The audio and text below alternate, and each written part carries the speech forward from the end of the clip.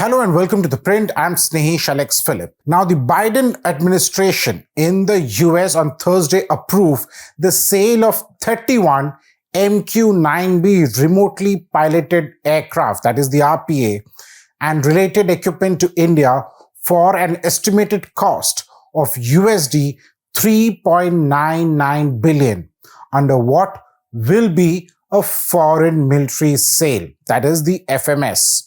Now, these are for the Predator drones, 15 of which will go to the Indian Navy and 8 each to the Army and the Air Force.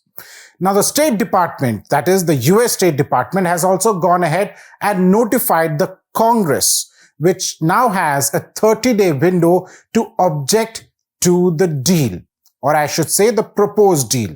As reported yesterday, that is Thursday, government sources told ThePrint that the Senate Foreign Relations Committee and the House Foreign Affairs Committee had given the nod for the deal, after which the Congress was formally notified. Now, while the Congress has a 1-month time period to object or seek modification, an actual contract could take a few months more because the final negotiation with the manufacturers of the Predator drones, that is the General Atomics, have to be concluded.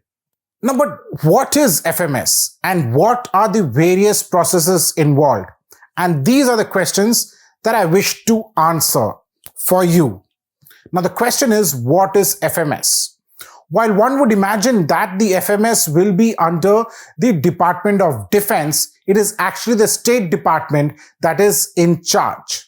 This is so because the FMS program is part of the security assistance that authorized by the Arms Export Control Act, that is the AECA, and is a fundamental tool of the US foreign policy. The FMS process is complex and for a major weapon system sale may last for many years. Remember that it was in 2018 that the then Trump administration had agreed to sell the armed Predators to India. That was in 2018, and we're now talking in 2024. That much is the amount of time that it has taken, even when it was the US which was pushing for this deal. In the FMS, a foreign country contracts with the Department of Defense to provide a defense article from the stock or through a DoD purchase from the US defense industry. This means that instead of a country buying directly from the American defense company, the DoD buys the product and then sells it to the country seeking the same. This process constitutes several steps, the first being the letter of request, that is the LOR, from a foreign country. According to the State Department, the LORs can be vague, referencing simply an overall capability required, or they can lay out in detail a proposed procurement. LORs, which can be received via many channels, are processed by the DSCA and turned into a draft letters of offer and acceptance, that is the LOA, which provide far more detail, including cost. LOAs, once fully approved with the US government and accepted by the foreign government, ultimately constitute an agreement between the partner and the United States government. That is, this becomes a government-to-government contract. But before a country sends in the LOR, that is the letter of request, there are multiple discussions that take place at various levels between the two countries. For example, in this case itself, the discussion started in 2018 and LOR was sent only late last year after the Cabinet Committee on Security chaired by Prime Minister Narendra Modi cleared this deal ahead of his visit to the US in June last year. Remember that an LOR is only sent when the broad parameters of the deal are fixed and the US expresses its willingness to sell the needed equipment. Now, the draft LOA is provided by the DSCA to the State Department, where it reviews the case under the statutory, regulatory and policy frameworks. The processing time can vary depending on the circumstances of the individual proposed sale. Now, what is the Congressional notification? The US Congress plays a critical role in the oversight of arms transfers. Under the Arms Export Control Act, that is the AECA, the US President must formally notify the Congress 30 calendar days before the administration can take the final steps to conclude a government-to-government foreign military sale of major defense equipment valued at 14 million or more, or defense articles or services valued at 50 million or more, or design and construction services valued at 200 million or more. According to the Congressional Research Service, the AECA contains a mechanism for the Congress to adopt a joint resolution of disapproval for arms sales notified by the President.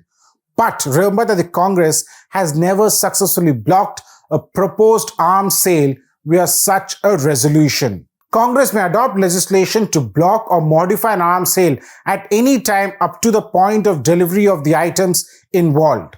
The whole process starts each year with the annual Javits report and briefing to the Congress on anticipated arms transfers in the coming year.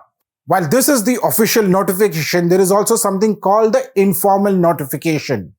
Now, the Department of State, on behalf of naturally the President, submits to the Senate Foreign Relations Committee and House Foreign Affairs Committee an informal notification of a prospective major arms sale before the executive branch takes further formal action. This informal notification practice began in February 18, 1976, with a letter from the Department of Defense making a commitment to give Congress these preliminary classified notifications. Starting in 2012, the State Department implemented a new informal notification process, which the department calls a tiered review, in which the relevant committees are notified between 20 and 40 calendar days before receiving formal notification, depending on the system and the destination in question. During June 2017 testimony, the then acting Assistant Secretary of State, Tina Kaidanov, described this process as a review period during which the committees can ask questions or raise concerns prior to the Department of State initiating formal notification. The purpose is to provide Congress the opportunity to raise concerns and have these concerns addressed in a confidential process with the administration so that the American bilateral relations with the country in question is protected during this process. And this is exactly what has happened when it comes to the Predator deal as well. The committees have cleared it and only then has it gone to the Congress. Now, the Congressional Research Service notes that per the Inspector General report, the State Department generally will not formally notify an arms transfer if a member of the Congress raises significant concerns by placing a hold during the informal review stage. The AECA contains provisions for congressional review and disapproval of arms sales. The President may not proceed with a proposed FMS or a direct sale transaction if the Congress adopts a joint resolution of disapproval within the statutory review period of 1 month in the case of known NATO member. It is important to note that a congressional recess or adjournment does not stop these review periods. Now, what are the chances of the Congress rejecting the drone deal? The AECA contains procedures for congressional joint resolutions of disapproval concerning notified FMS and direct commercial sales transactions. Now, this prohibits the US government from issuing a letter of acceptance if Congress enacts a joint resolution prohibiting the proposed sale. As I said before, Congress has never successfully blocked a proposed arms sale via a joint resolution of disapproval. Well, now, nevertheless, the Congress has, by expressing strong opposition to the prospective arms sale during consultations with the executive branch, affected the timing and the composition of some arms sales and may have dissuaded the President from formally proposing certain arms sales. In this case, the President has gone ahead and notified the Congress. Now, remember that the President also has the veto power. Incidentally, the President has the authority to waive the AECA statutory review periods if the President states formal notification to the Congress that an emergency exists which requires the sale or export license approval to be made immediately in the national security interest of the United States. the president is free to proceed with the sale without further delay.